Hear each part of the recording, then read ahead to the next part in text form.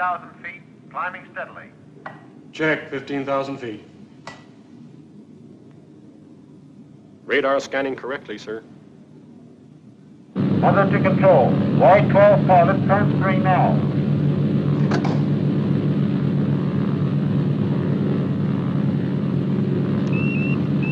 Y-12 to control. Are you reading me? Testing. Over.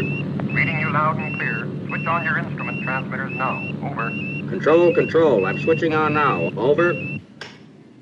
Check your recorders. Are you receiving signals correctly? Motor recorder okay. Beam director checking okay, sir. Pilot's heartbeat steady, sir. Air friction recorder working correctly, sir. Electronic brain and gyros recording correctly, sir.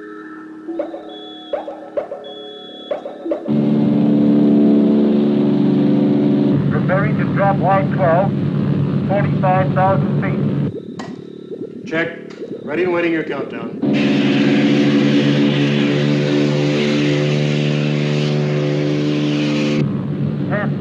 9, 8, 7, 6, 5, 4, 3, 2, 1, drop.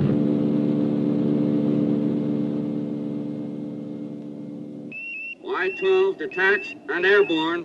Firing rocket motor.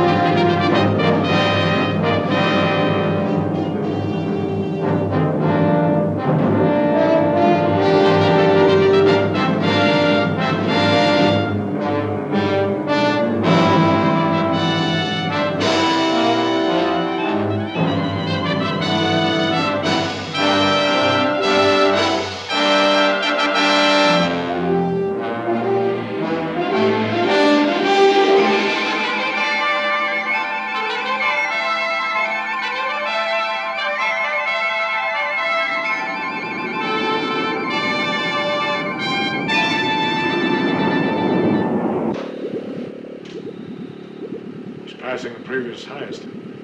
10,000 feet. It's through the heat barrier.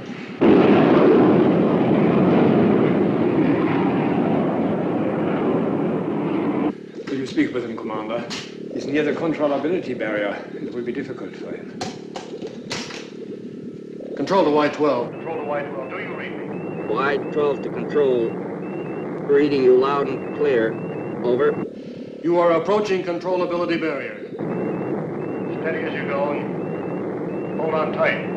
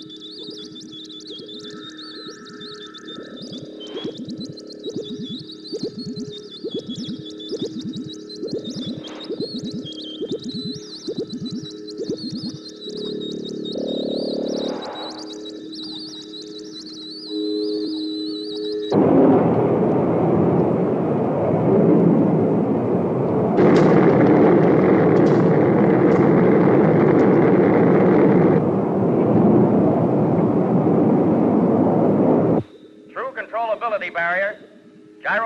Stabilizers holding steady. He's made it. God, a big achievement. It's great. Pilot's heartbeat steady, sir. Pilot's pulse checking okay. Control to Y12. Control to Y12. Do you read me? Over.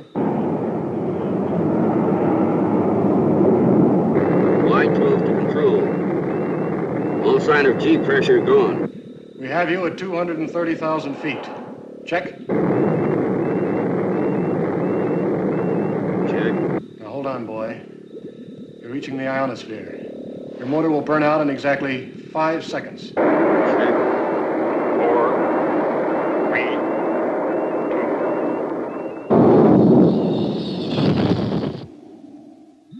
2. That's the burnout. He's okay.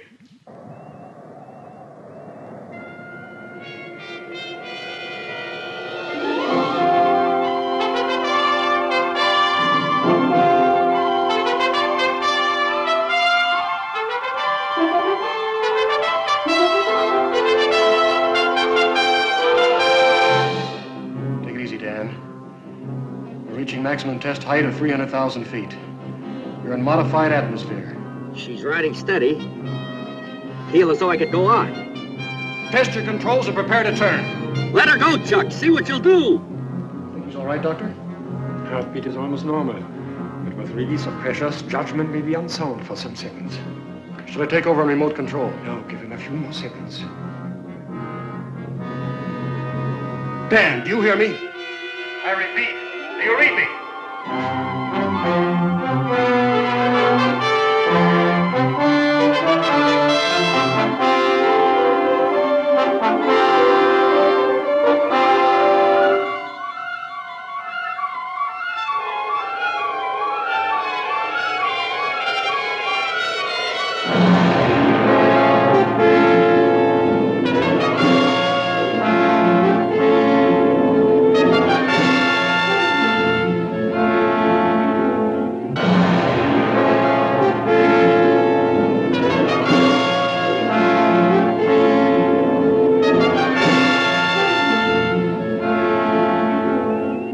Cannot direct hands towards stabilizers.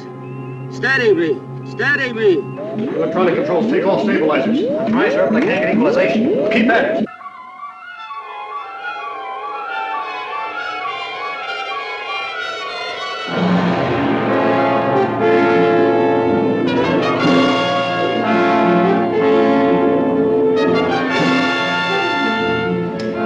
Listen, Dan. This is Dr. von Essen speaking.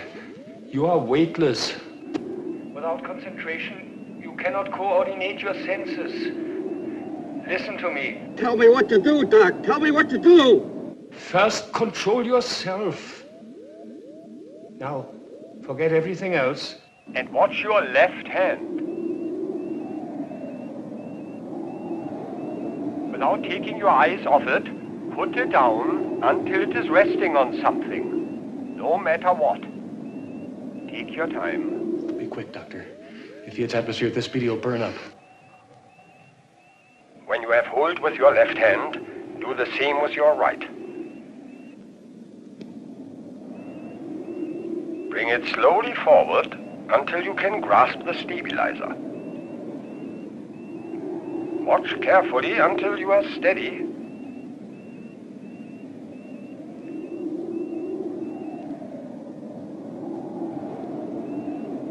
Now concentrate and you will regain control of Y12.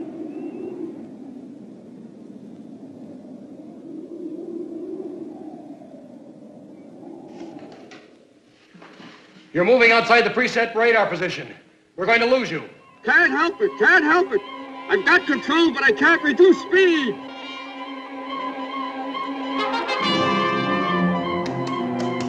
Radar control. Y12 gliding outside preset orbit. Track 5 degrees west. Tracking 5 degrees west, sir. Oh, holy bug, it's going. His only chance is to bounce the atmosphere until he loses enough speed. Radar control. Yes, Keep sir. tracking west. Track west. Keep going. Keep going. Keep tracking.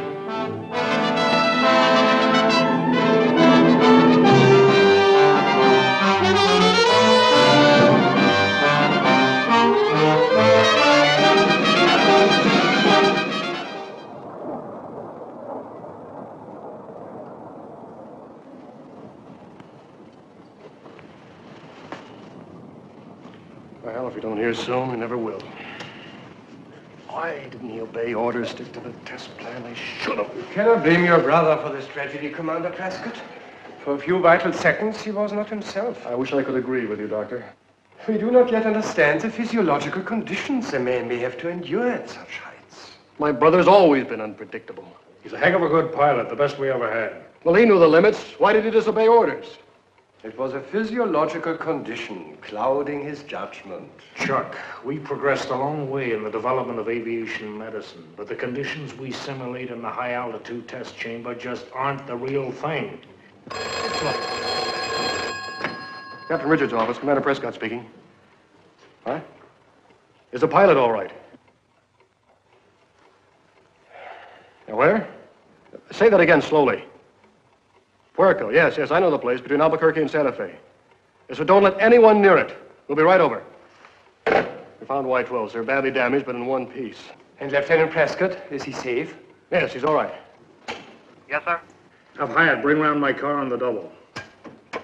Salvage officer speaking. Captain Richards, team up the Y-12 crew. Get them loaded and have a salvage crane follow me to Puerto. I'll radio directions, but get going.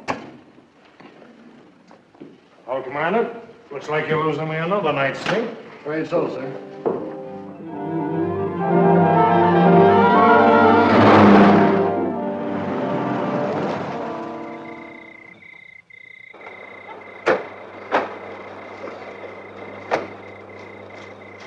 Commander Prescott, U.S. Navy. First plane. Just off the road over there. We're sure glad to see you. We're mighty cold and hungry. Oh, should have been off duty a couple hours ago. Well, thanks for sticking around. Where's the pilot? Oh, he's around here someplace. The plane's just over here. All right, thanks.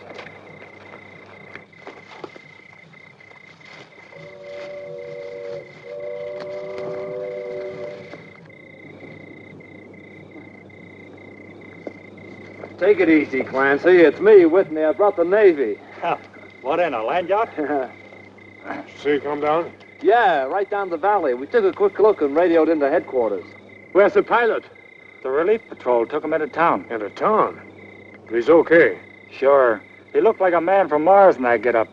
Talk sense, but he acted kind of loony. What do you mean? I don't know. Kind of high, I guess. But I'll tell you one thing. I'll send in a report to you in the morning, sir. Fine. Well, she's badly beaten up, but with any luck, the instruments might be okay. Let's hope so.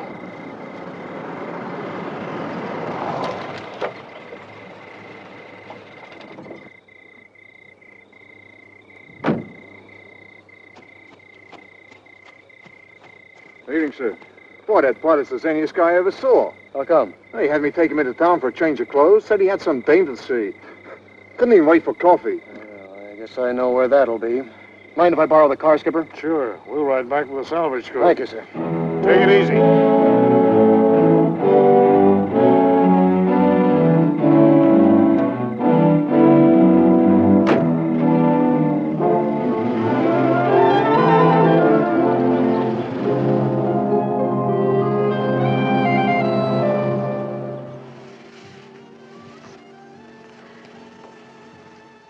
Oh, Dan, I wish you were not a test pilot. It is so dangerous. Honey, it's my future. It's our future. Who's going to forget the first man in space? They don't forget Lindbergh or the Wright brothers. You talk too much. You can always shut me up. I will.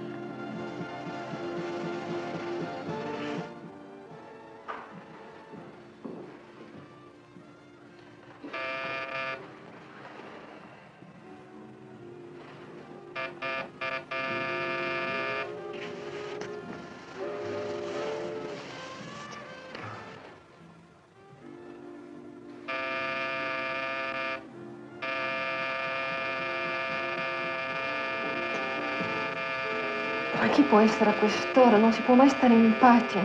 Oh, don't talk with the macaroni. Answer the door.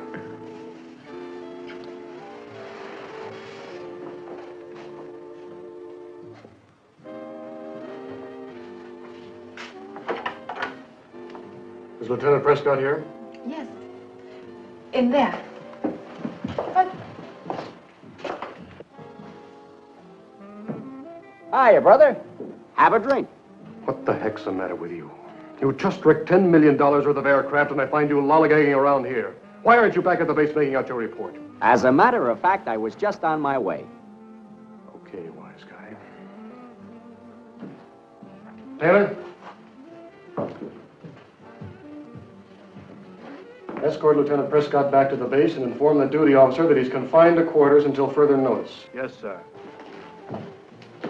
Now, get up. You can see how it is, honey. I'll phone you as soon as I can. You can pull all the rank you want. You're very good at doing that. But just remember this. You couldn't pilot a kiddie cart across the other side of the street. If it weren't for guys like me, you'd be dead. Nothing.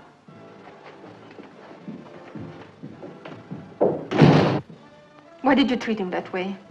Right now, he has no business playing house with you. He's got a job to do, and that comes first. Not always, Commander. Dan knows what he's doing. Does he?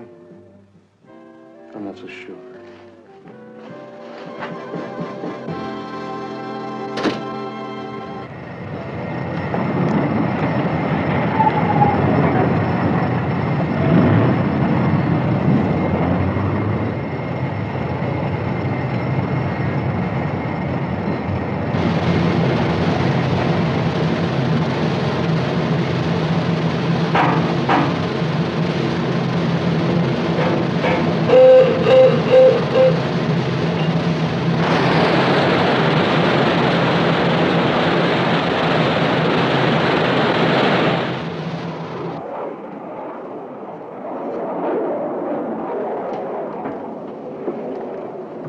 Why don't you quit riding the boy, Chuck? He disobeyed orders.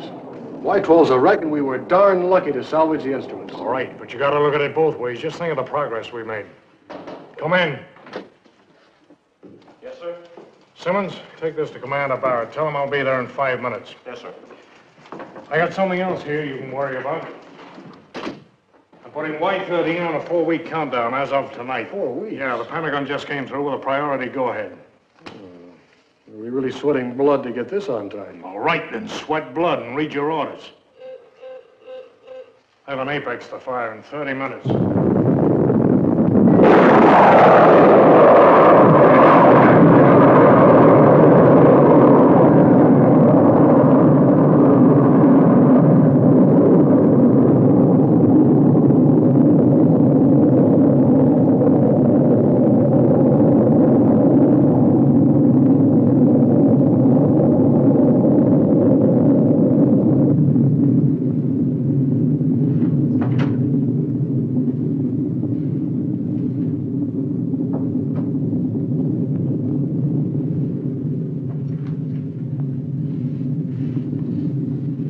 Look at that baby go. Isn't she beautiful? You're, released on Captain Richards' orders. It's about time. It's not all. It seems the Pentagon is so impressed with your fame that you're to pilot Y-13. That's great. But you're not so very happy about it, are you? I just want to be sure of one thing, that there are no mistakes, that you obey every instruction given to you. Your reactions are slow up there. That's not the answer I want. What do you want me to say? I want you to say that you understand that you're the pilot, but I give the orders. Unfortunately, I think you'd do anything for this. Get off my back, will you? I'll get off your back as soon as you realize that we're developing a piloted space plane and not a record-breaking hero. All right. As I said before, your reaction is slow up there. No, we'll see to it that you get plenty of time for a checkout before the next flight. Dr. Von Essen will give you a thorough indoctrination so that your reactions are automatic.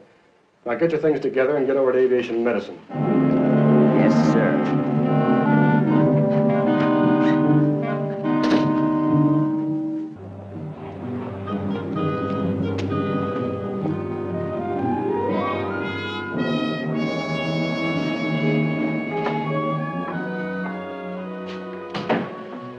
Miss Francesca? Yes? What are you doing here? I'm sorry, Commander, but I'm in a hurry. Chief, what is Miss Francesca doing here? Checking in some material with Dr. Von Essen, sir. I don't understand you, Chief. What sort of material? She's on Dr. Von Essen's staff, sir.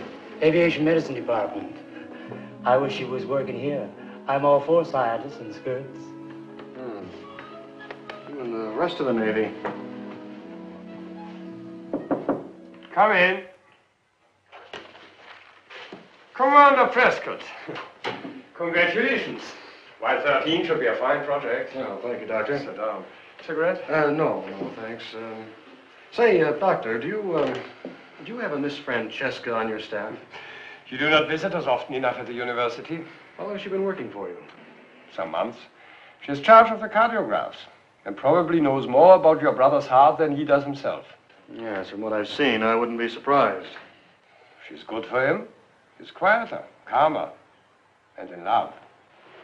In love? Are you kidding? You're too close to your projects, Commander. You do not notice people enough. Are you sure of this? I should not say it otherwise. Well, what do you know? Sort of an idiot does that make me? Why in the heck didn't Dan say something? You don't seem to have your brother's entire confidence. No, Doctor, I'm afraid I don't. You wish it were any other man than Dan who should pilot Y-13? Well, he's not the man I'd personally pick for the job. Why not? I just don't think it's in his nature to stay inside any organized pattern. It's not an unnatural characteristic to find in a man who risks his life for new achievement. Maybe so, but on a project such as this, I prefer to have someone more reliable. Well, you will be my care until you are ready for the flight. I'll pay some attention to his psychology. Yes, would you let the psychiatrist work on him, Doctor? Make him understand that even though he's up there in space alone, he still has to obey orders. Attention all personnel. Stand by for Y-13 rocket motor testing.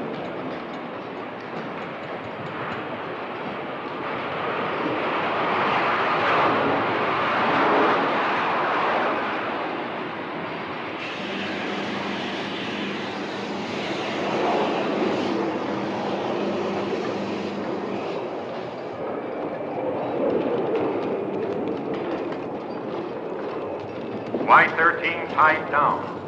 Fueling completed. Stand clear for test. Stand clear for test.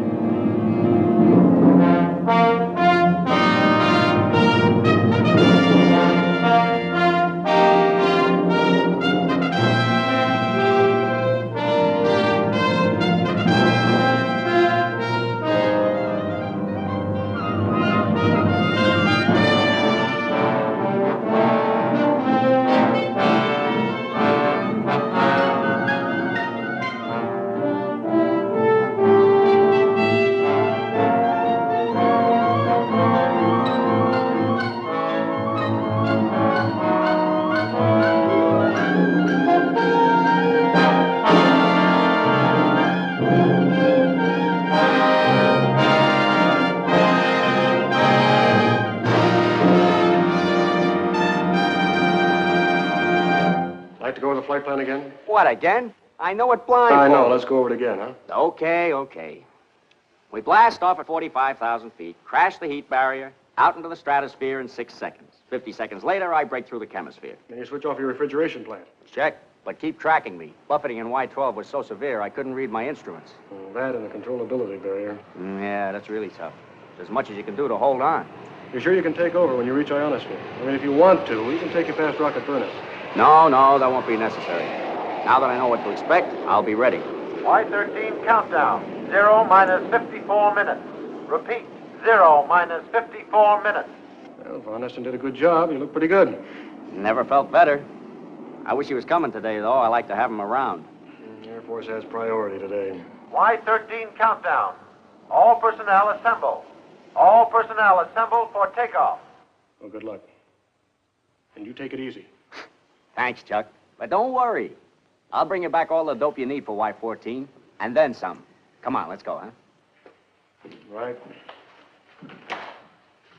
6, 5, 4, 3, 2, 1, drop.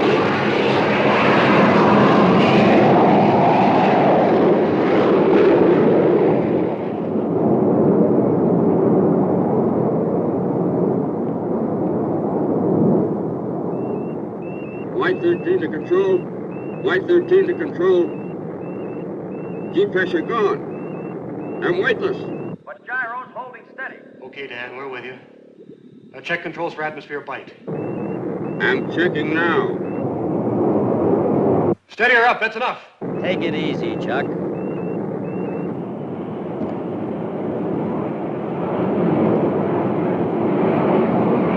Approaching 500,000 feet. Check.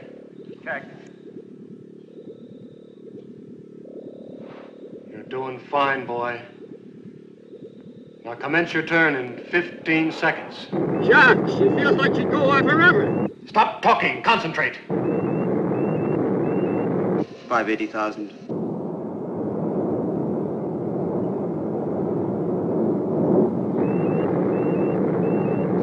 590,000.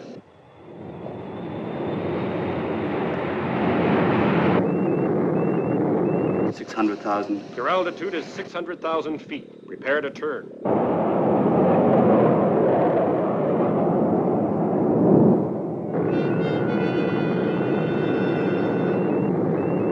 Dan, Y13, Y13.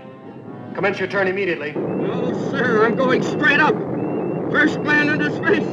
Commence your turn! Commence your turn! Sir, we're losing contact. Switch to remote control. Over to remote control, sir. Dan, are you reading me? So long. See you in space. Dan! Dan, are you reading me? Are you reading me? Remote control, no response, sir. The automatic must be any second. He's still climbing.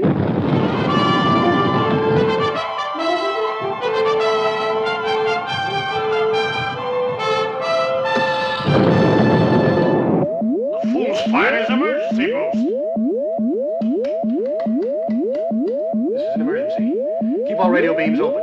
Instruct all radar to keep scanning constantly. Bring in everyone. Warn all spotters. This is an intercontinental priority. Yes, sir. Yes, sir. Well, he's on his own now. The first man into space. He'll either hit the moon or orbit the Earth the rest of his life.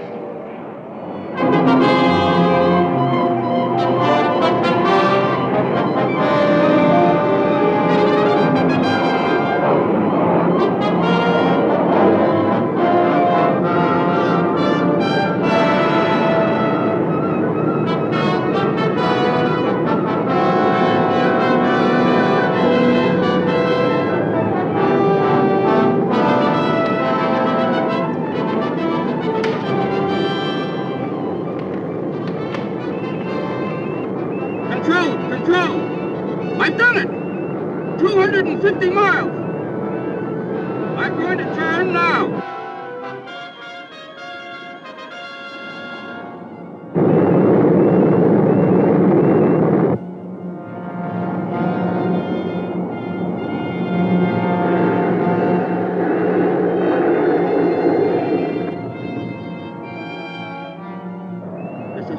Y13 calling from over 250 miles in space. My rocket motors are burned out, and my gyro stabilizers cannot turn me at this height. I'm going to use release mechanism to catapult myself and the nose away from the plane.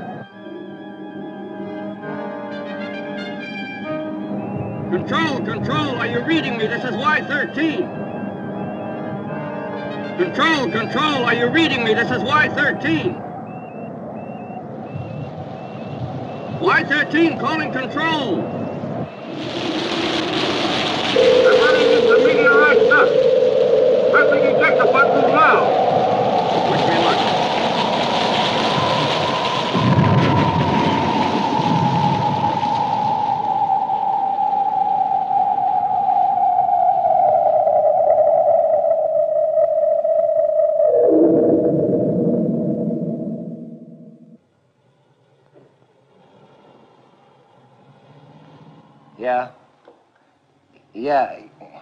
Yeah, see. Yeah. Kalinsky. Yeah, sure, we'll take care of it right away. Yes, sir? There was some Mexican farmer called Sanchez. He says he caught sight of a parachute floating down. It landed just outside his farm. I don't know, he says there's something like a front half of a plane or something attached to the chute. Where's he located, sir? Just off Route 17, about 10 miles south of Alvarado.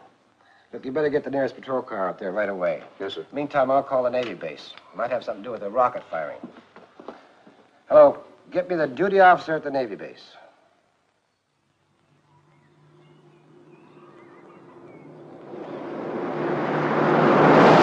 Smash up on the South Highway. Bus full of people and Number 4 on 10. Should have word from the car 15 minutes. Yeah. We got 2 witnesses. You want to see them? Yeah. They're pretty definite about the way it happened. Uh-huh. Krupke's getting their reports now, and he'd like you to follow up. Yeah. Okay. Have him call me back. Morning, Commander. Morning. Glad you could make it. I'm Wilson, Assistant Chief of State Police. Well, thanks for phoning in, Chief. Whereabouts is it? Well, just up there a ways in the bushes. Anyone hurt? Any damage? No. Dropped about a half a mile from the nearest farm. Came down like a dame in a feather bed. No sign of the pilot, though, huh? Well, you better come and look for yourself.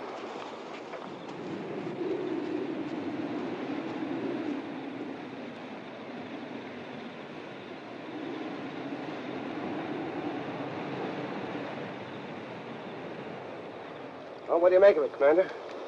I don't know. It's too early to say. I've never seen anything like this before. I'll have to go into the test lab. Well, the pilots had it, that's for certain. And the smashed canopy, you mean, huh? Yeah, I couldn't live up there in space. You got a minute, sir? Why? Could you come up and take a look at what we got up here? There's a farm. Are you okay? Oh, yeah, I'm okay. Salvage crew's right behind me. Oh, well, look, will you have one of your men stand guard? I've got to go in Albuquerque and make a call. Oh, sure. I'll be here myself. Well, thanks for your help. I'm always glad to help the Navy. What's the trouble? Oh, it's this Mexican farmer. He's had a lot of cattle slaughtered for no reason I can see. Well, let's go and see. Okay.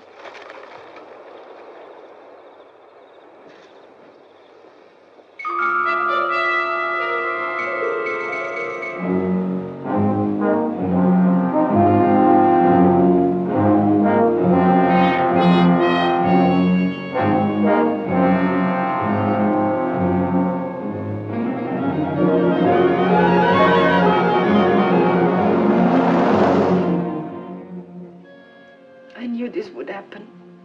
I didn't want him to go on. Yes, I understand. How can you understand?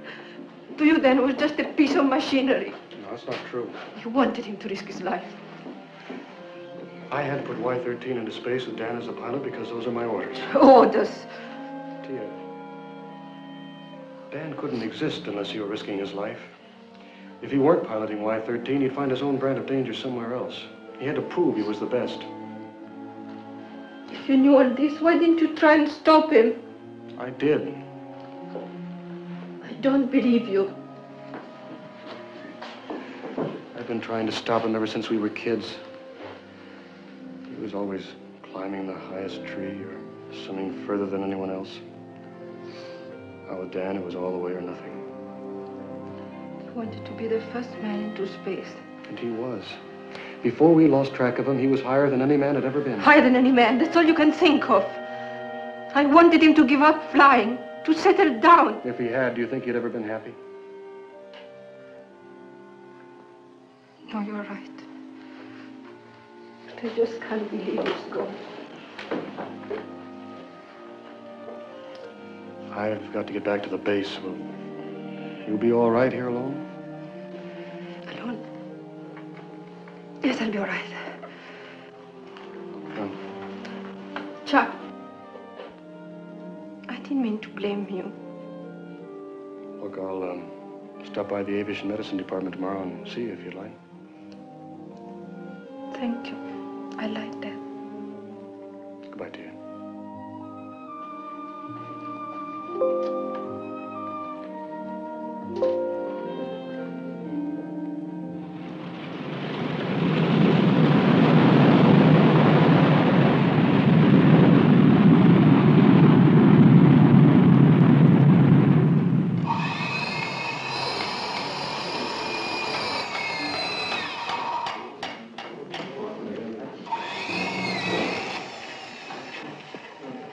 We're running some metallurgical tests. It seems as if the skin was subjected to some sort of incrustation we've never heard of. Any idea how high you went? Oh, and weakened gravity pull, he could go a long way. Could be anything. 250, 350 miles. Chutes seem okay. There's the usual signs of scorching. Yeah.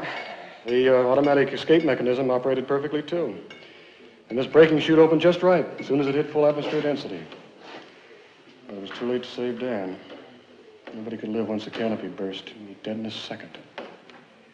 Have a look over here. This incrustation has some remarkable qualities.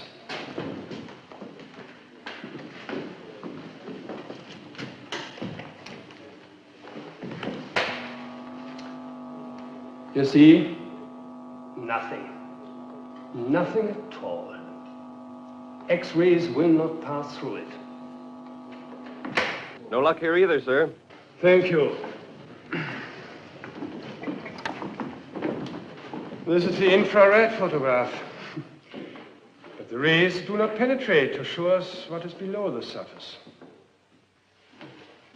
Then here, under the ultraviolet lamp. I can't understand it. It's resistant to any identification or penetration test we can do here. We'll take a photograph anyway. There may be some reflection we cannot observe, though I doubt it. So far, then, your tests are negative. Well, let's hope the metallurgical report will give us a line. Let's hope. Let me know as soon as you have it. Oh, good night, Doctor. Good night, Chuck. Good night. Good night, sir. You know, you better get some sleep. I will, Skipper, thanks. What is this stuff, Doctor? Do you think a chemical breakdown could tell us anything? We do not even know the primary reactor. I'll send a sample to my own laboratory. We may find the answer more quickly. You know, I can't get him out of my mind, Doctor. I can just see him up there now in the cockpit. He wanted you there today. Maybe if you had been. If only I had. You mustn't blame yourself, Chuck. You're right. Look, I'll check with you first thing in the morning, huh?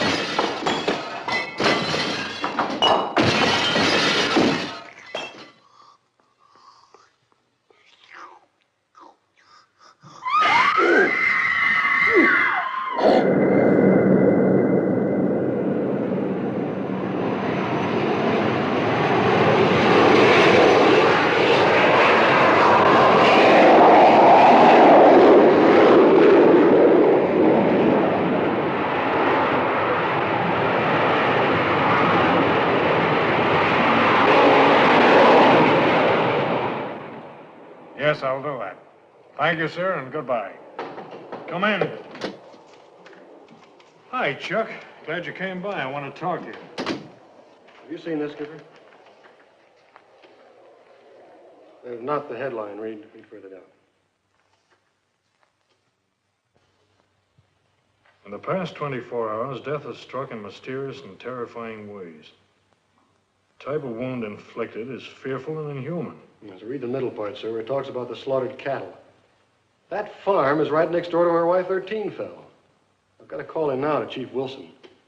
Well, I don't get the tile. Yeah? Call for Commander Prescott, sir. Thank you, sir. Commander Prescott. Yes, Wilson, where are you? Alameda? What? Yes, well, I'll be there as soon as I can.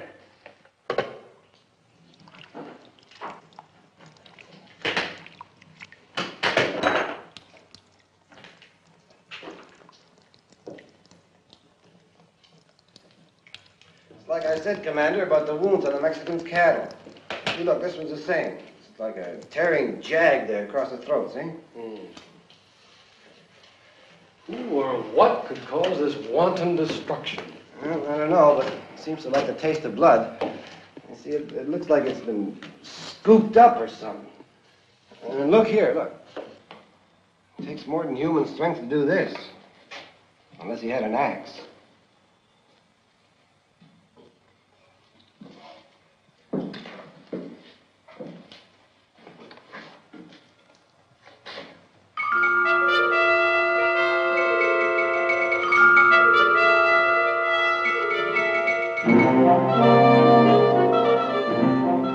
Chief. Yeah? Give me your flashlight, would you? Sure. Look there. See on the edge of the wound there? What? Those little shiny specks. Oh, yeah, I see. Yeah, it's funny, I never noticed those before. What do you suppose they are? When you do an autopsy, will you send a sample of that to a Dr. Von Essen at Aviation Medicine? Sure. You think they mean something? I don't know. I'd like to take a look at that Mexican's cattle. Okay, we'll go over as soon as we're through here.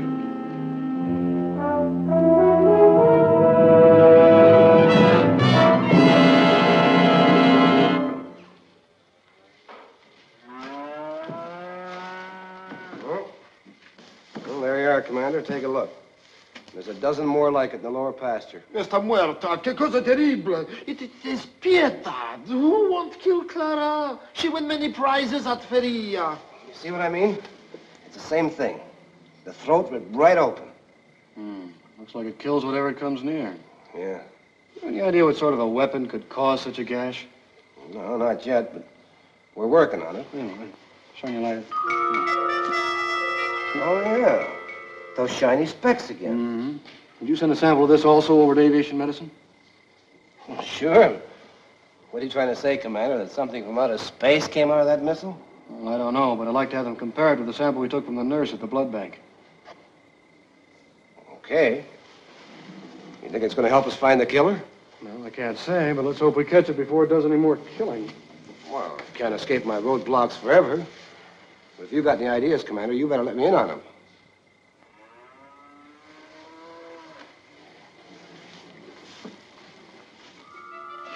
Here, put that in.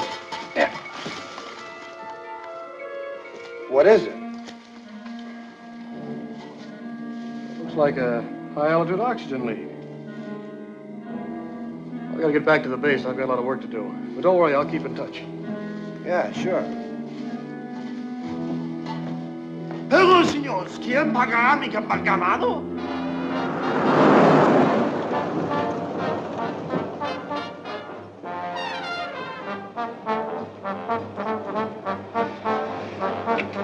Okay, I gotta go now. I'll be back this way next shift, yeah?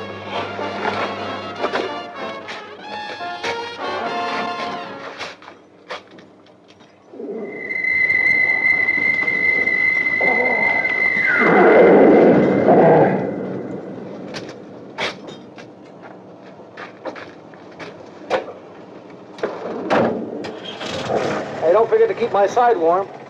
Don't worry. I won't let it get cold.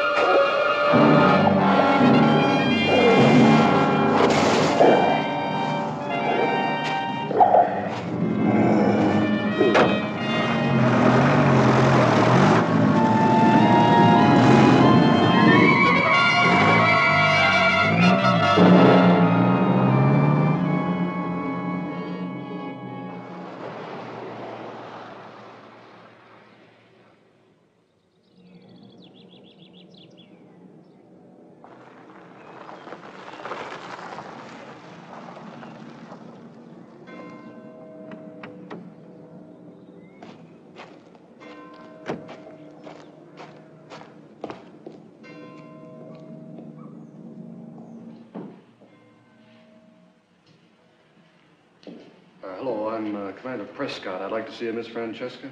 I'll see if she's free. They're just finishing an altitude test. Commander Prescott to see Miss Francesca. I'll bring him down. Come with me, Commander. Thank you.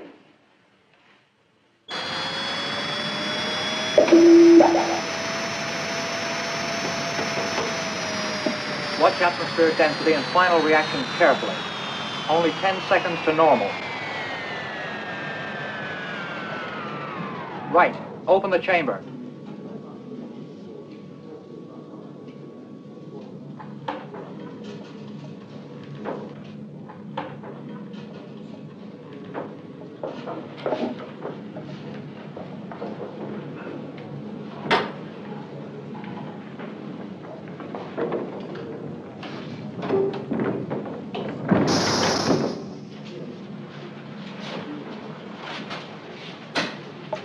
Careful with his helmet. Oh, Tia. Hello, Commander. Good to see you. How are you feeling? All right. I've got plenty to do. It keeps my mind off. Yes, it does, though, doesn't it? I was on my way over to see about some blood tests the police sent over this morning, and I thought I'd stick my head in and say hello. That's very nice. Do you want me to see if they're ready? I'd appreciate it, thanks. Pathological? Hello? Are those blood tests ready for Commander Prescott? They are. Could you please send them down? He's waiting for them. Thank you. Well, it's fast work. We try our best. Do you want some coffee? Yes, I would, thank you. Black? Please. Sugar? No, thanks. Fine. You look tired. Well, maybe this will help. How did you ever end up in Albuquerque? I came with my father 2 years ago. He and Dr. Van Essen were very good friends. They were at school together. And when my father died, Dr. Van Essen asked me to stay on and help him. What part of Italy are you from?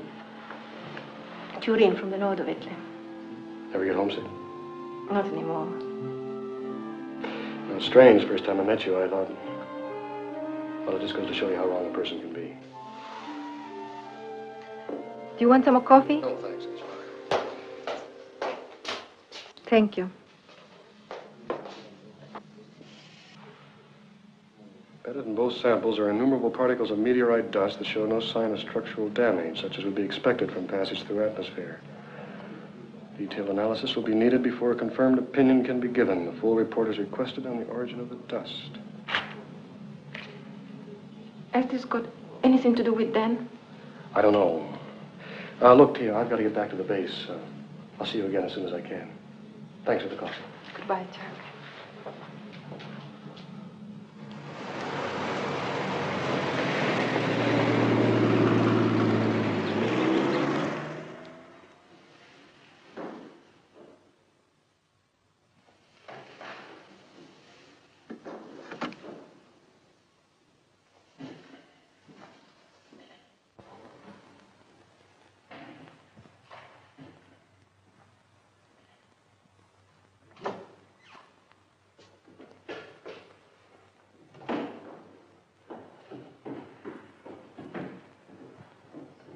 We have the results of the metallurgical tests.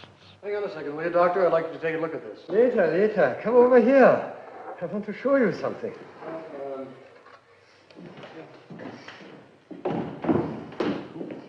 This is a sample of our new secret alloy, of which the fuselage of Y-13 is made. You know the terrific heat and pressure it will stand. No? This is a piece from the fuselage, which was coated with this strange substance. Notice, the metal underneath has not been affected. Now, this is a piece we removed from the stabilizer that has escaped being encrusted. Look, it has undergone a complete transformation. It does not even retain a resemblance to metal. It's like crumbling carbon. And if I grind it, there's nothing left but powder. What could cause this transformation, Doctor? Difficult to say. Possibly cosmic rays we do not yet know or understand. And where it is coated, this transformation hasn't occurred, right? Exactly. So then it could be that this is some sort of cosmic protection. Commander Prescott, report to Captain Richards' office, please. Commander Prescott, report to Captain Richards' office, please. I'll be right back, Doctor.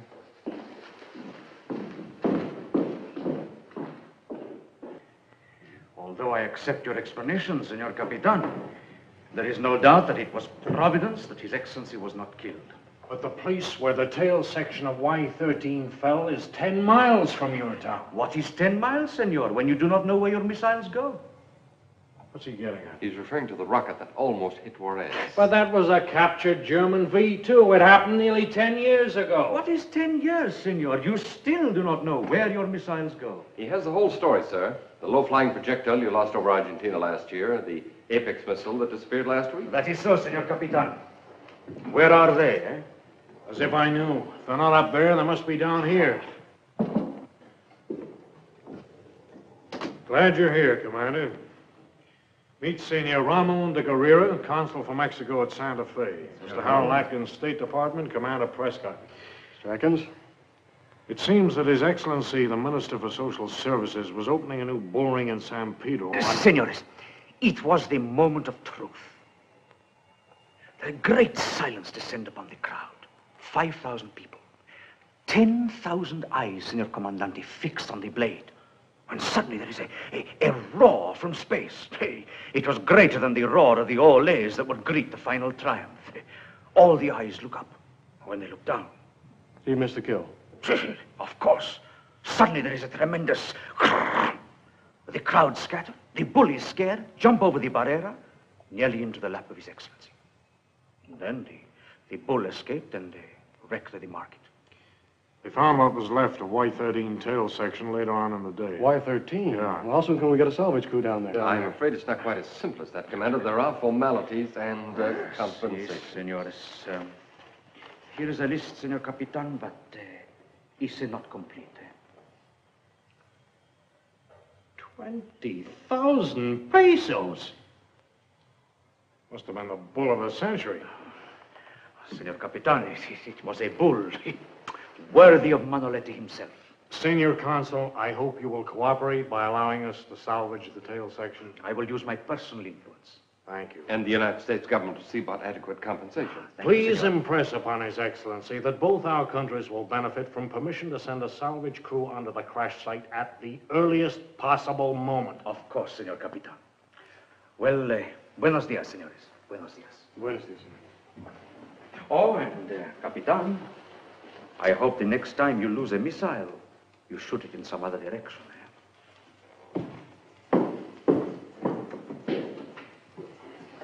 Boy, we fire a dozen missiles every week. Because something goes wrong once in a while, this kind of thing has to happen. Now, look, Chuck, Wilson's just called. Things are getting pretty serious. There have been 3 more killings. 3? Yeah. Did he give any details? Mm-hmm. A truck driver at a roadside diner just outside Los Alamos, and an elderly couple up by Green Valley. Oh, Green Valley? Why, that's... How is it traveling those distances in such a short space of time? It can drive. Wilson found a truck with a steering column and foot controls bent so far out of shape it can't be driven another yard. Ah, we're beginning to get a picture. We know it has great strength.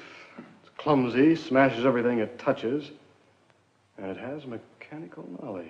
What makes you think this has anything to do with Y-13? Captain, I'd like to have you take a look at something in the lab. I think it's a... Excuse me. Captain Richards. Commander Lawson, sir. The S-21 rocket motor's ready on test bed number 2. We fire in 30 minutes. Hold it. How long will you need me? I'll make it as fast as I can. Delay your test by 1 hour. Fire at 17:30. But, sir, we're all set. Look, it's about time you boys realize there's more than one baby in this nursery. Delay your test till 17:30. I can give you 30 minutes. Let's go. Assuming that there is life in outer space, it would have to create a protective coating in order to survive those destructive elements up there.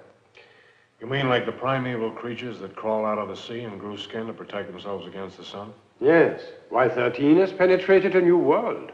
So this coating was formed on Y-13 to protect it from those destructive forces in space. It's an interesting theory, but But suppose the same thing happened in the cockpit. Let me show you something.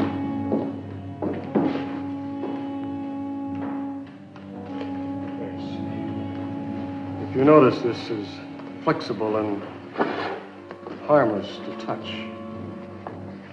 Let me demonstrate on this piece of sponge rubber in here. I'll wrap this around my hand. Watch this.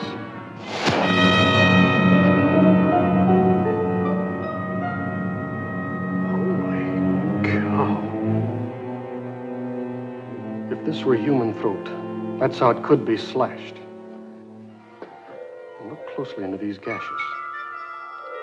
Meteorite dust. The same as in the wounds of all the victims, meteorite dust. So there's only one interpretation I can put on all this. This monster kills, but only because for some reason or other it needs this blood.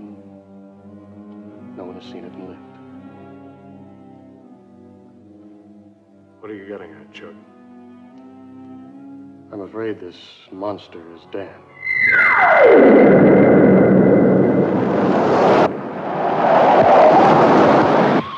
Say, that guy's off course. Yeah, he's loaded okay. Here we go.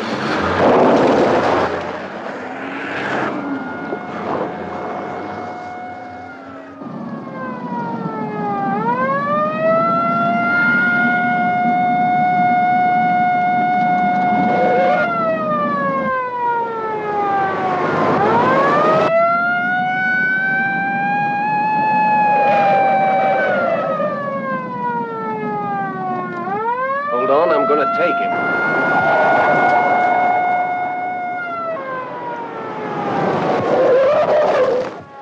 Okay, I'll handle it.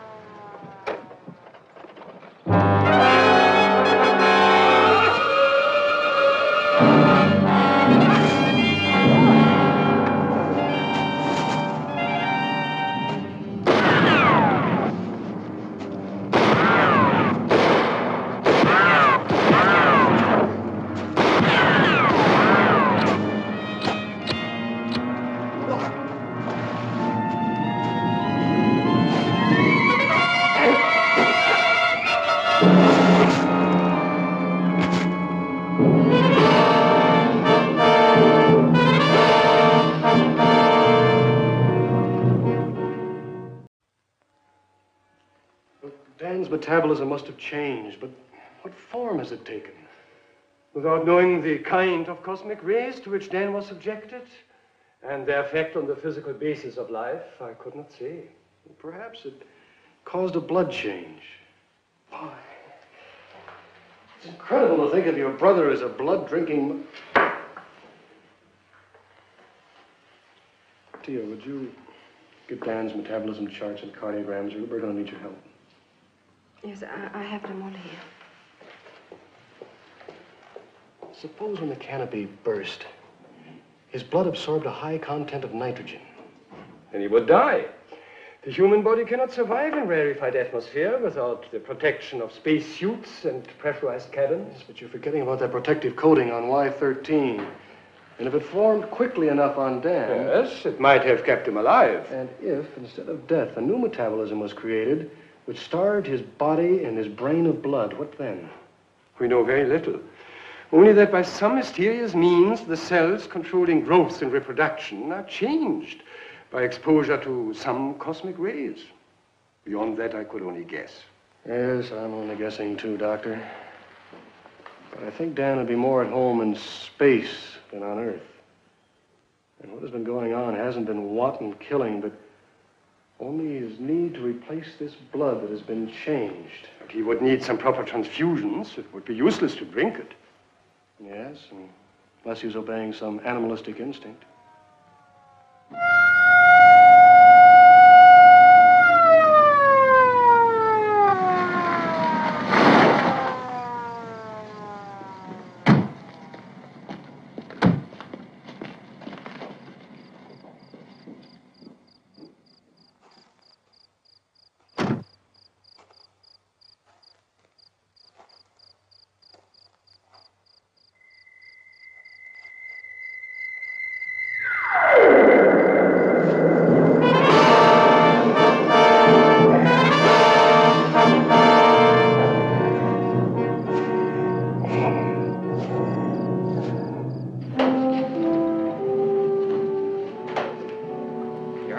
right, Commander. Look at this. It's Dan's space helmet. Where'd you find it? Not too far from here. In a car with his latest victim. And now we know what he looks like. A great, big, lumbering, deformed monster. Seems you can't kill him. The bullets bounce off. It's the coating. It's a perfect protection. Like armor plate. I've assigned a platoon of Marines to help Wilson. Look, I know he's got to be stopped, but remember, he's still Lieutenant Prescott, and if he can drive a car, he still retains some intelligence. He's not all monster. Well, what do you suggest, Commander? We just let him roam the state, killing at random? No, Chief, that's not what I meant. Well, look, we've got the works on him. The next time we find him, we'll try tear gas first. If that doesn't work, we can let the Marines blast him. Stands to reason, Chuck. If we can't stop him, we gotta destroy him. In the meantime, I gotta talk to Washington. Doctor, can you take me to your office? I want to get a long-distance conference line open. Of course, Captain. Come with me.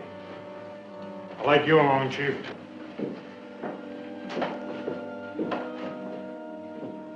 Chuck, why did this have to happen?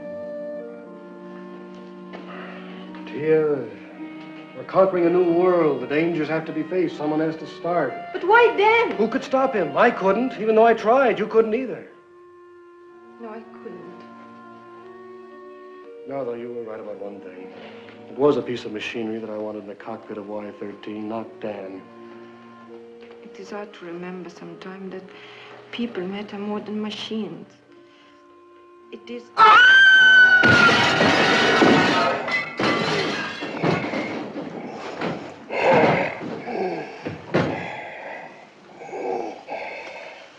Well, he can't breathe.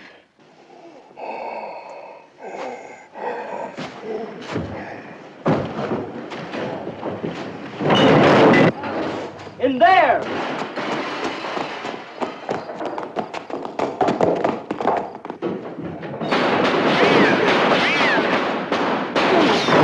Stop firing! Leave him alone! Get out of here and warn the others to stay away from him. We've got to get to Von Ness and tell him to open up a high-altitude chamber. Come on.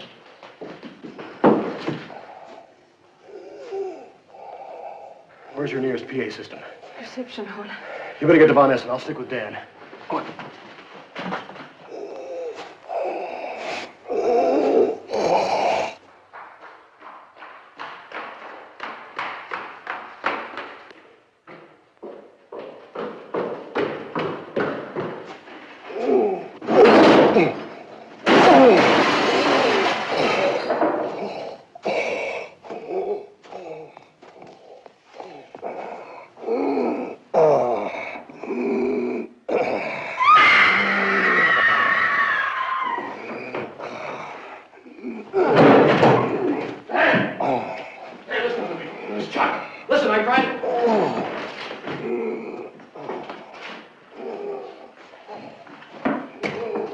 Attention, everyone.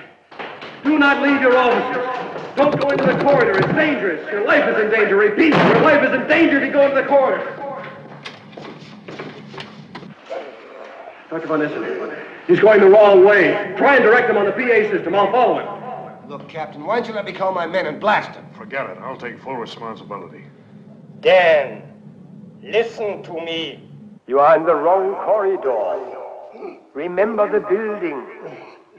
From the reception hall, you should turn right. Do not go straight on. Turn right. Dan, you have come a long way to find me, and I am very near. If you are following my directions correctly, you will be approaching the staircase leading to the high-altitude chamber, where I am waiting for you. Remember, you must turn left onto the staircase. If you are on the staircase, you are almost there.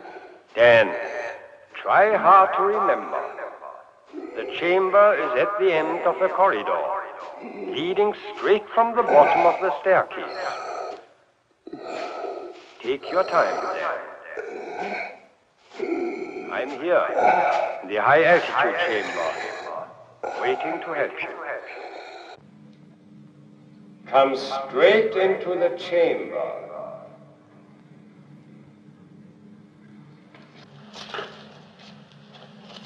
He's coming this way. Captain, open the door to the chamber. Larson. Yes, Doctor. Take Mr. Wilson over to the atmosphere controls.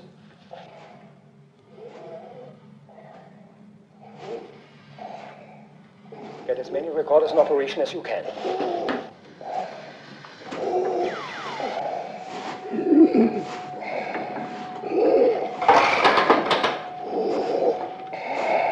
Look out, skipper!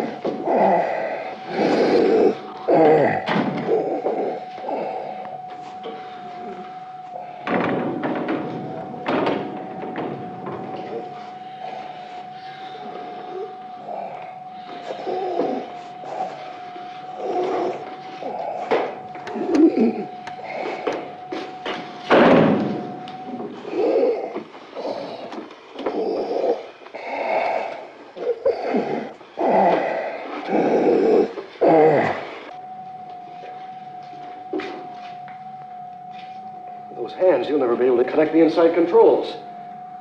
I'm going in. Chuck, you can't. I've got to. Chuck!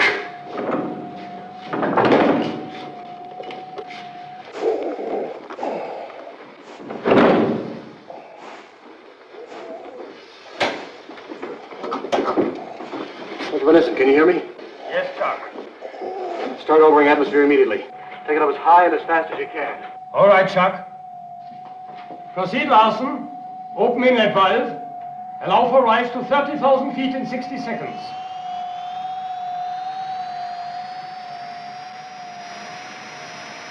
Beam down, Chuck. Dan, it's Chuck. Your brother, don't you know me? Chuck, we want to help you. We want to help you, Dan.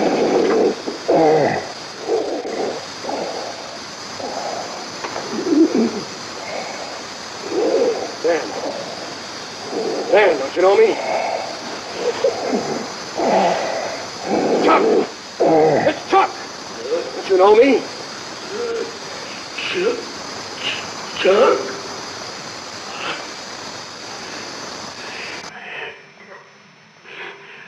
Dan, we're trying to help you. Sit down in the pilot's seat. Sit down. That's right. Back up. Easy. Sit down in the pilot's seat. Back up, down. That's right.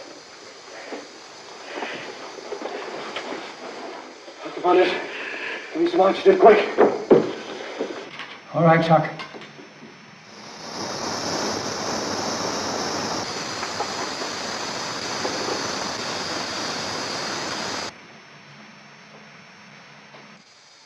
Dan. Listen. Dr. Von Essen is here. He wants to help you. Dan, I'm here at the window. Dr. Von Essen. Doctor, I've been searching for you. Everything seems strange and dark. I couldn't find you. Tell me about it, Dan. If I know what's happened, I can help you. Under this stuff, I feel like I'm suffering from some terrible disease. Like I've got no blood in my veins.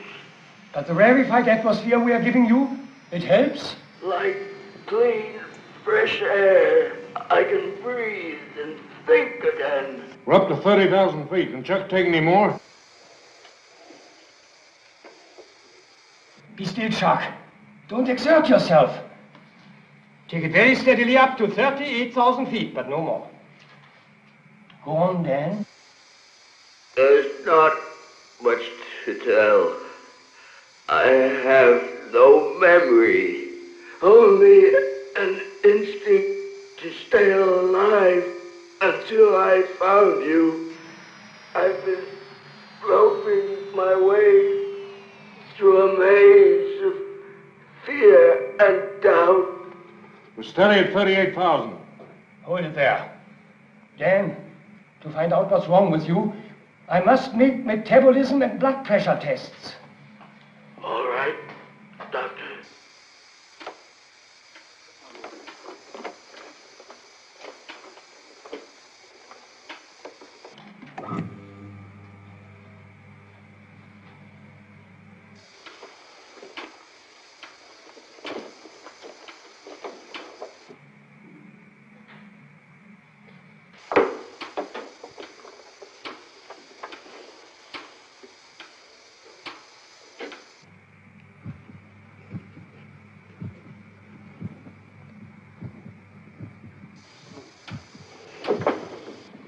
Dan, can you tell us what happened up there in space?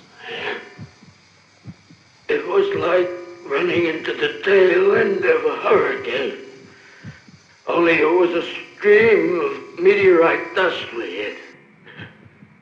First, it was like 50,000 machine guns, all hammering at once. First the canopy, then my visor melted. I thought my blood was starting to boil. Then this coating started to form, fast, cooling and protective. But it was too late. The last thing I remember was pressing the button of the nose ejector. Then I thought I died. How high did you go, Dan? About 250 miles. Maybe 300. I don't know. Chuck, did you hear that? Yeah, Dan. I'm listening. You thought I was kidding when I said I'd bring back all the dope you wanted? Well, I've got it all. With the covering of this stuff, Y-14 will be able to go through that meteorite dust straight up. It will be able to go on forever. Rest, Dan. Rest. You can't breathe. Take it higher. Chuck, it's no good. I'm finished. We shall take him higher. But if we do, we'd kill Chuck.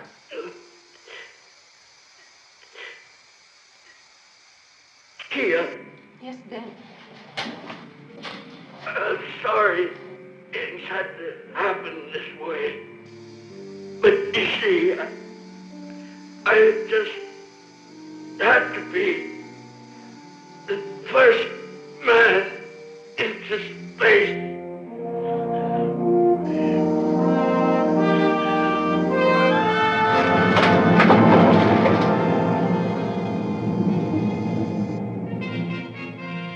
Neutralize atmosphere.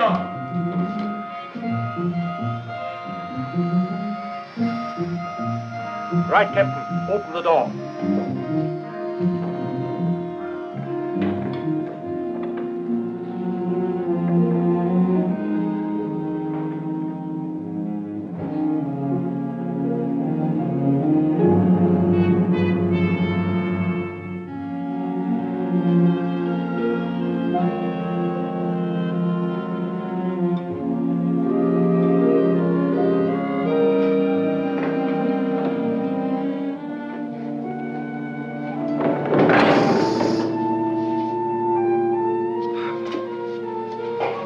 Note here.